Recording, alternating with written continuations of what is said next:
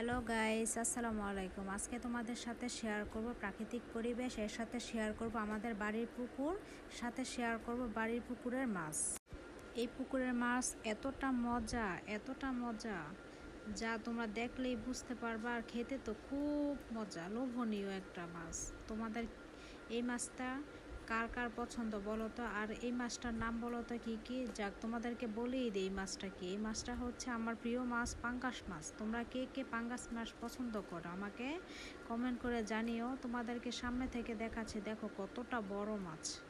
আর সাইডে তোমরা দেখতে পাচ্ছ যে কচু শাক তোমাদের কার কার পছন্দ। আমার তো খুব পছন্দের একটা শাক কচু শাক। এর সাথে যদি লতি হয় তাহলে তো কোনো কথাই নেই। লতি আমার খুব পছন্দের।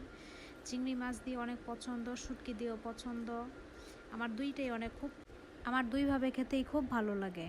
তোমাদের কার কার পছন্দ আমাকে কমেন্ট করে জানিও। আর অনেক দিন ধরেই দেখতেছি যে তোমরা আমার ভিডিওটা দেখো, কিন্তু আমার ভিডিওটাতে লাইক, কমেন্ট, সাবস্ক্রাইব কিছুই করো না। এত কষ্ট করে আমি তোমাদের জন্য ভিডিওটা করি, অনেক পরিশ্রম করি। তোমরা যদি আমার পাশে না থাকো তাহলে তো আমি এগিয়ে যেতে পারবো না। আজকে কিন্তু আমাদের বাসায় এখানে কিন্তু বৃষ্টি হচ্ছে। তোমাদের এলাকায় কোন কোন জায়গায় বৃষ্টি হচ্ছে আজকে বলো তো, আমাকে কমেন্ট করে জানিও। দেখো যে আমাদের পুকুরের প্রাকৃতিক পরিবেশ কতটা সুন্দর।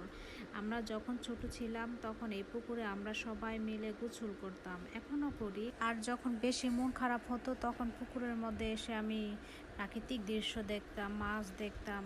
আর একটা জিনিস দেখো, এখানে কিন্তু বৃষ্টি হচ্ছে। তোমাদের এলাকায় কার কার এলাকায় বৃষ্টি হচ্ছে আমাকে কমেন্ট করে জানিও। আর পুকুরের সাইডে দেখো আম গাছ আছে, তাল গাছ আছে, খেজুর গাছ আছে। এটা হচ্ছে আমাদের পুকুরের ঘাট, এদিক দিয়ে নেমে আমরা গোসল করি। তোমাদের কার কার পুকুরে গোসল করতে খুব ভালো লাগে? আমার তো খুব ভালো লাগে পুকুরে গোসল করতে।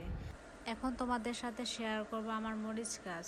দেখো আমার মরিচ বাগানের মরিচ কতটা হয়েছে। দেখো তোমাদের বাসায় কার কার এরকম মরিচ বাগান আছে আমাকে কমেন্ট করে জানিও। এই মরিচ দিয়ে ভাত খেতে, ভর্তা বানিয়ে খেতে এতটা ঘ্রাণ, ভর্তা খুব ভালো লাগে এই মরিচ দিয়ে যদি খায়। আর যদি এই মরিচ দিয়ে যদি টক রান্না করা হয় তাহলে তো কোনো কথাই নেই।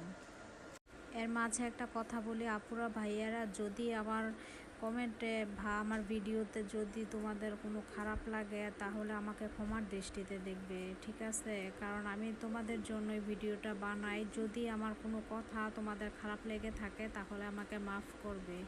এই যে আরেকটা জিনিস দেখো, এটা হচ্ছে মরিচ গাছের নতুন গাছ, এখনও মরিচ হয় নাই, ঠিক আছে?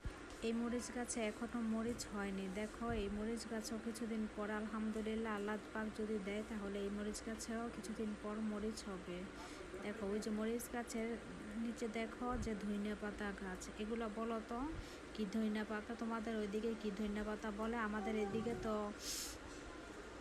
বিলাতি ধইনা পাতা বলে। তোমাদের ওইদিকে কি ধইনা পাতা বলে কমেন্ট করে জানিও।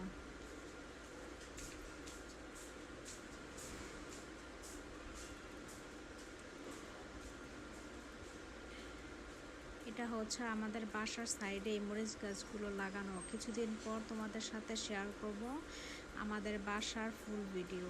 তোমরা কারা কারা দেখতে চাও আমাদের বাসার ফুল ভিডিও কমেন্ট বক্সে জানিও।